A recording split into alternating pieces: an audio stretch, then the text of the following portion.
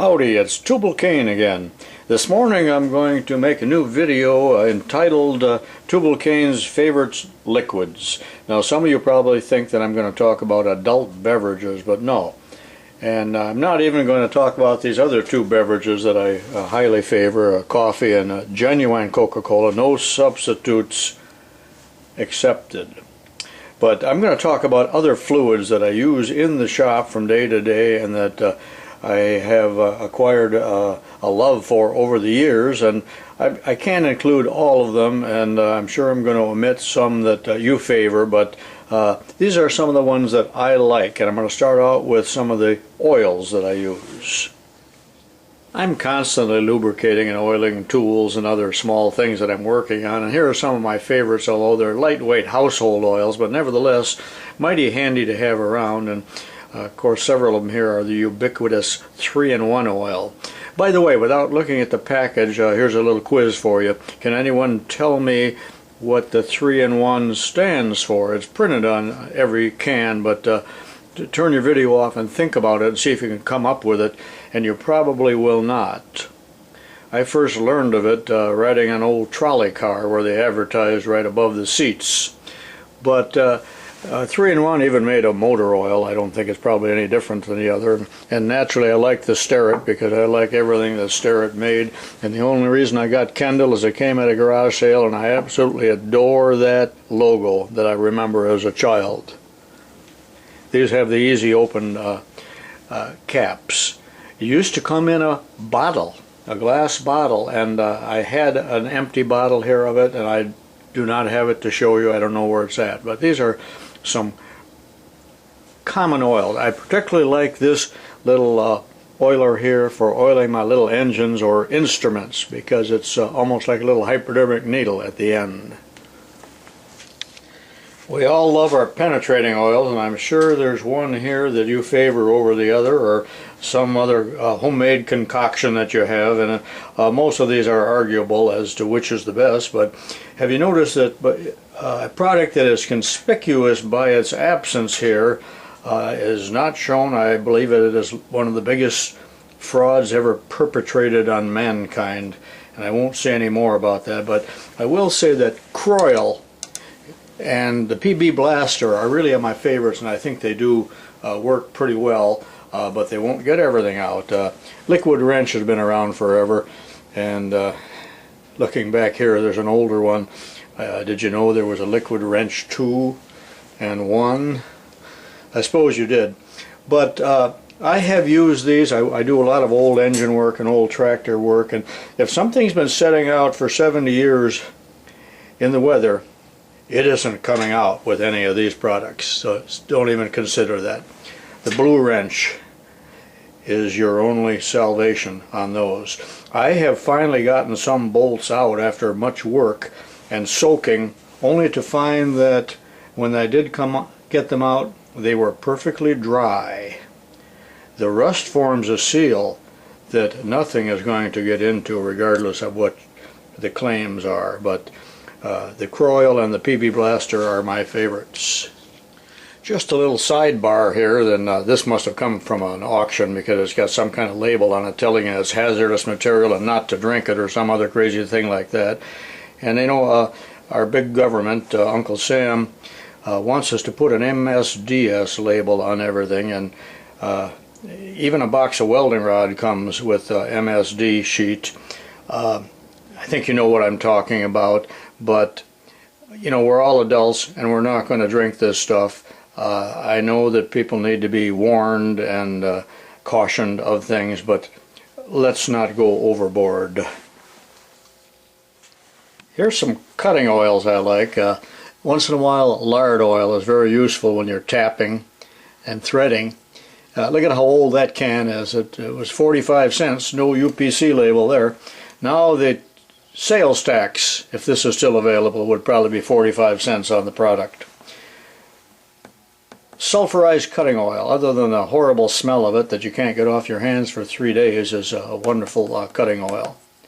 This Anchor Lube, which is kind of hard to find, is particularly good for stainless steels and other real hard metals. Perhaps you've never heard of it, but it is available, but certainly not in a hardware store. The teenage girl will wonder what you're talking about. This CMD, Chicago Manufacturers and Distributors, I believe is what it is, extreme pressure oil, is also very good for threading, but it primarily used for lathe centers and grinder centers because it does not dissipate. It cannot be driven out by hard pressure. And it's far better than any other thick oils. I'm just about out of that. It comes in a 4-ounce tube for $12, but it's kind of hard to find. You got to send away to Timbuktu to get it. Notice that this is still in a metal tube. This is so old. Oh, how I lament the loss of metal toothpaste tubes. Nothing nicer than a tube of Gleam toothpaste, and when you roll it up, it stayed there. It didn't spring back out straight. Don't like those plastic tubes. I know I get sidetracked. I like to illustrate things, and yeah, this is what a tube of toothpaste does now, after you roll it up. Yeah, the old metal tubes did not do that, but I suppose there was lead or something else in there that was going to kill the population, even though these tubes have been used for 100 years. I have a great fondness for these products, tapping fluids. They can be used for cutting and drilling and reaming and all kinds of other cutting processes, but mainly they're made for tapping. But here's one, tap free. Rapid Tap, that's been around for a long time. I remember that when I was young. Tap Magic is one of the most popular. All of these evaporate and come off of the work very quickly, so you have to keep adding to it constantly. Easy Evapotap, evaporating tapping fluid. Now these are all made for steel and so on. Do not use them on aluminum. If you're going to cut aluminum, you must get the aluminum cutting Tapmatic or Alumitap or whatever you're doing, whatever product you're using, and these are all available in aerosols as well. But if you use the other type on aluminum, there's a chemical reaction and you'll get a gummy black substance and probably a ruined hole and quite an obnoxious odor. Here's another Alumitap.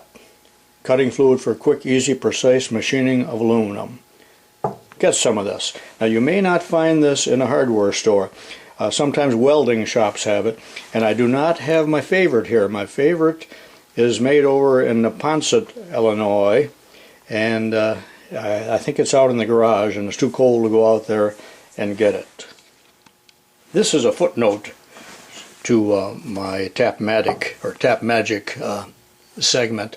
Mystic Metal Mover is my favorite, and I think it's because it's the first one I ever saw in the early 60s, and it's made in used to be Neponset, Illinois, now it says Princeton, and this was purchased at the local welding store.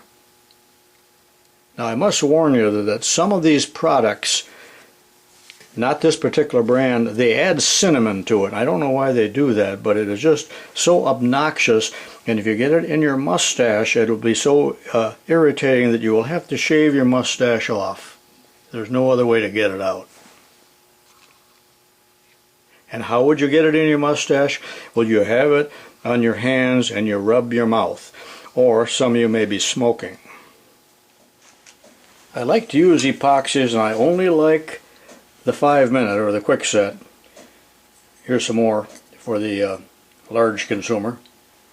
It does seem to have a shelf life, and after it's sitting around too long, it's difficult to handle and the bottles get sticky and all that. They also sell this in a hypodermic needle type arrangement that is has 2 sides on it, and I've always found that those clogged if you don't use them regularly, and they tend to ooze long after you're done using them, so stay away from those. JB Weld, I think maybe that's available also in a 5-minute, I'm not real sure.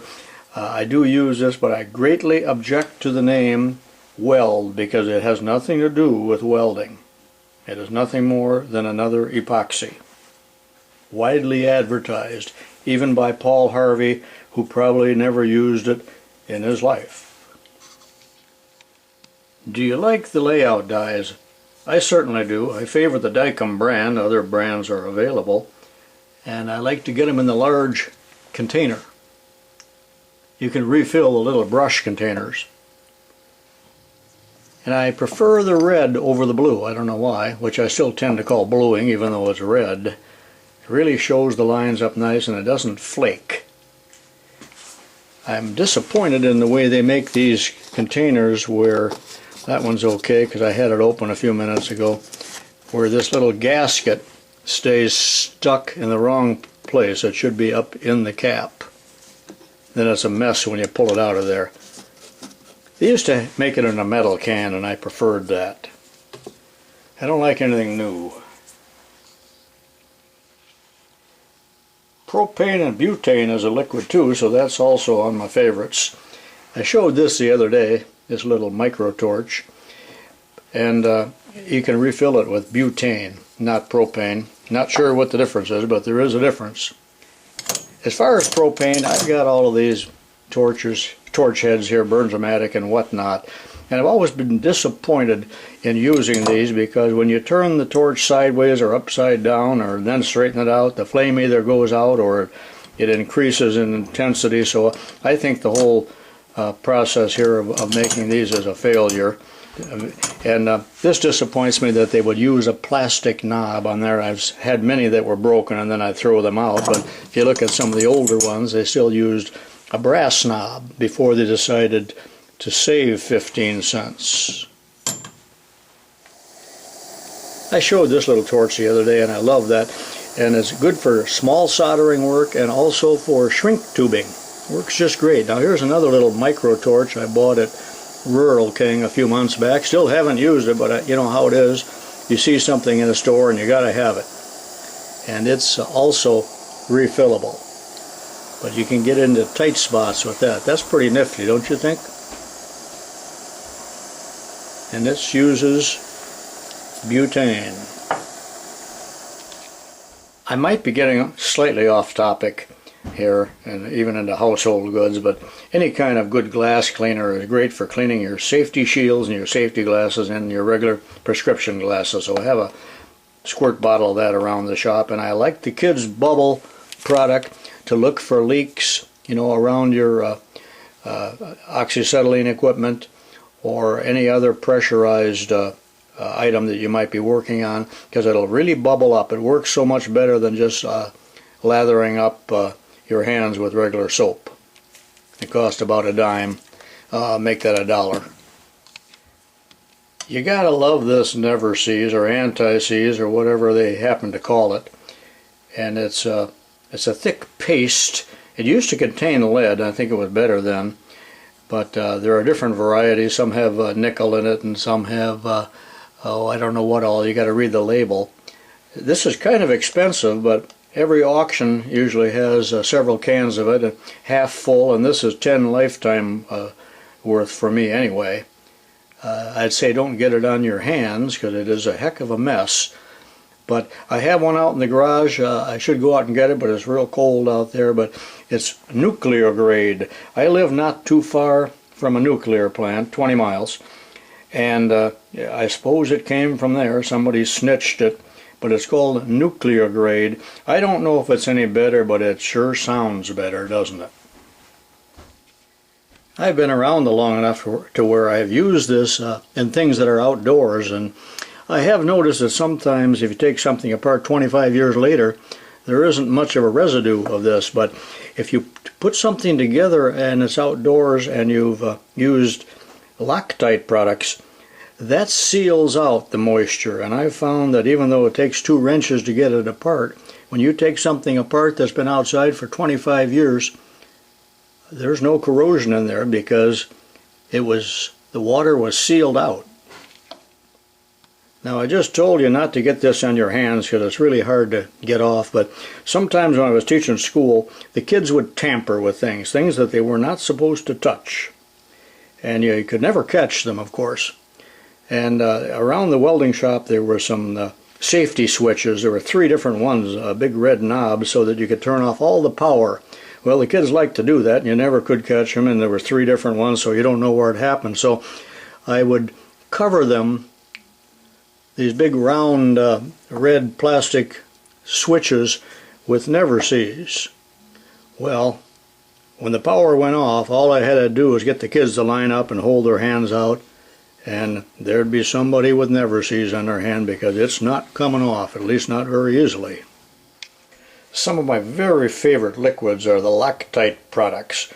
Other companies make similar products as well, but I'm going to use the term Loctite because that's the major company. Now I believe it's foreign made, foreign owned, which causes me to greatly lament the loss of another U.S. industry, and the patents were all here in this country, I think.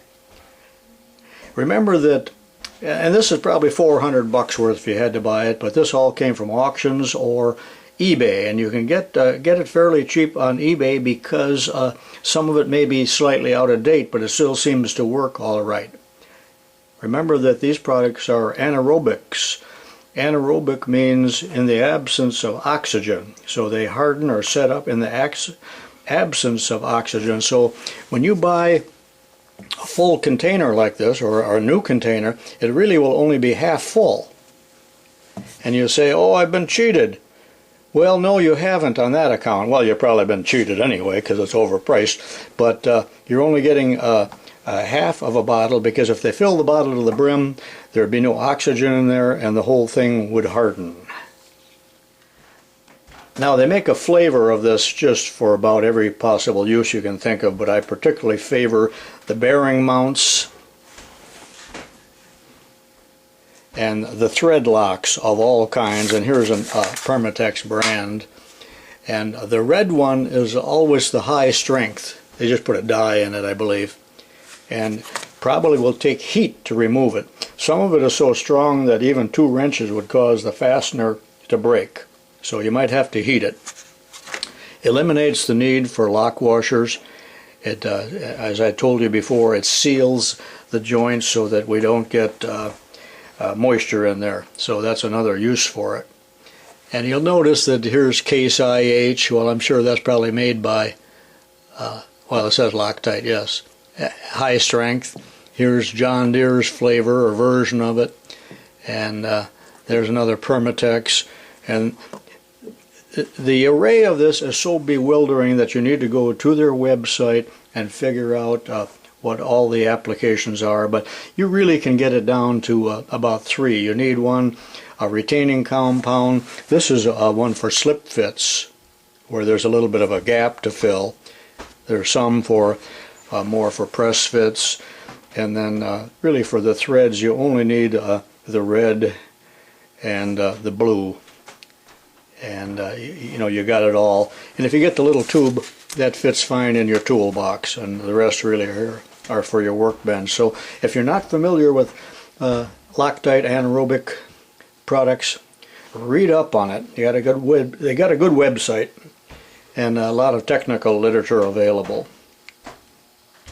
So these are certainly something that I love, and I discovered this, I think, about in 1960 when I was still in high school. Somebody told me about it, so I must have been interested in such a thing even as a boy. And it was invented, I think, in the early 50s, but it took quite a while for it to gain popularity. Loctite has a few aerosol products too. The primer allows the product to set up quicker, so sometimes you need to use that, and you certainly want to use a solvent or something to clean it before you use the Loctite anaerobics. But I think I use brake cleaner, but this will work too. But they'll tell you it won't. It's like when we put model airplanes together and said, use Tester cement for best results. My mother said, no, you don't need that. They're just trying to sell you something. This is a Loctite O-ring splicing kit from an auction. I would never buy such a thing. It's kind of neat though. It comes with a few accessories here, and this is all different sizes of rubber or butyl or whatever it is. It's not tubing, it's solid, to make O-rings, and then all of the adhesives and solvents and whatnot to glue them together. And it must be pretty strong if you're going to glue it end to end. These particular fluids or liquids are for soldering, and here's a Kester brand flux, but a ruby fluid is the very best, and I've been using that for many years.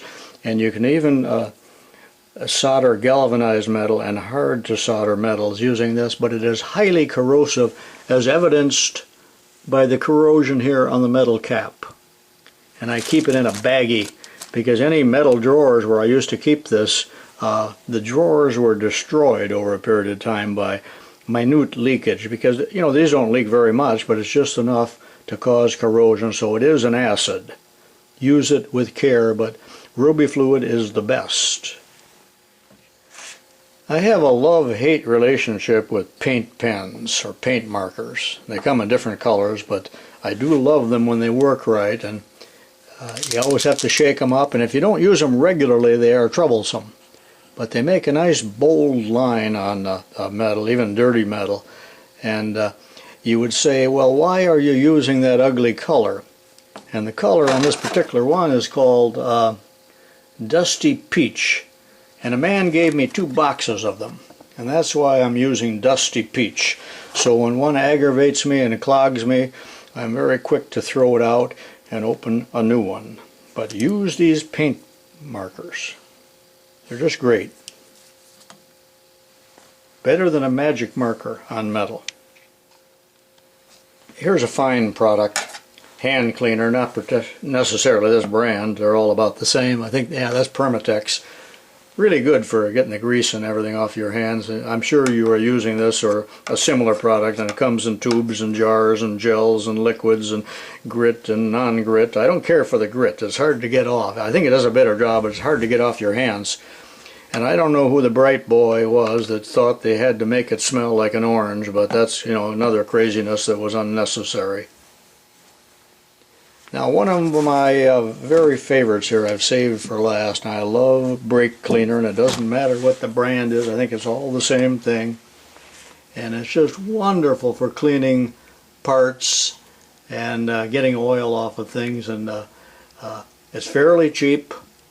So keep some of this around. It's not really a good idea to use it indoors, but sometimes in the winter we're stuck doing that, and then the whole house smells like it. But it is a wonderful, wonderful product. It causes your hands to turn white, so then you need to use some of your wife's hand cream. But if you're not using brake cleaner, get it. It comes in the chlorinated and the non-chlorinated. Here it says chlorinated, and this one's non-chlorinated. I don't know which one's better, but they're probably both deadly. I'm surprised they don't have a big warning on them. Maybe they do. Oh yeah, danger. This is my collect-all box, and I certainly don't have time to go through all of it, but I have different gasket sealers and so on here. I particularly favor the Permatex #1 and #2 Forma gasket, and the #2 is non-hardening, so that's a good one. Don't get it on your hands, as it makes a good seal. There's another product that says industrial on it. Why is it you always think if something says industrial on it, it's better? I suppose because some of these aren't even available to the general public. You have to order them, I suppose. And I got silicones and regular gasket shellac in here, and gasket maker.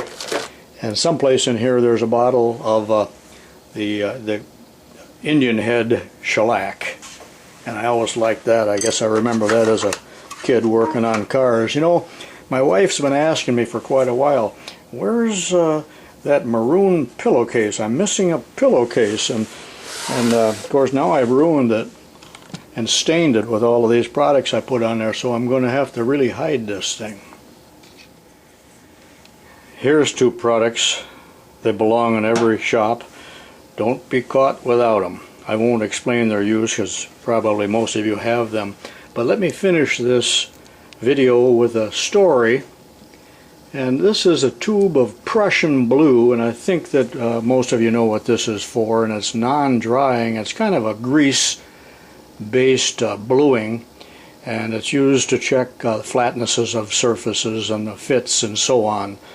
But a man that works for Commonwealth Edison went in 1962 as an apprentice, and his first day on the shop floor, the big burly foreman was just coming out of the toilet pulling his pants up saying, "I'll kill the so-and-so, I'll kill the so-and-so." Well, as a joke in this big power plant, someone had put Prussian blue on the black toilet seat, and the foreman sat down in it. And someone had to pay for that, I'm sure. This is Tubalcain saying, so long for now.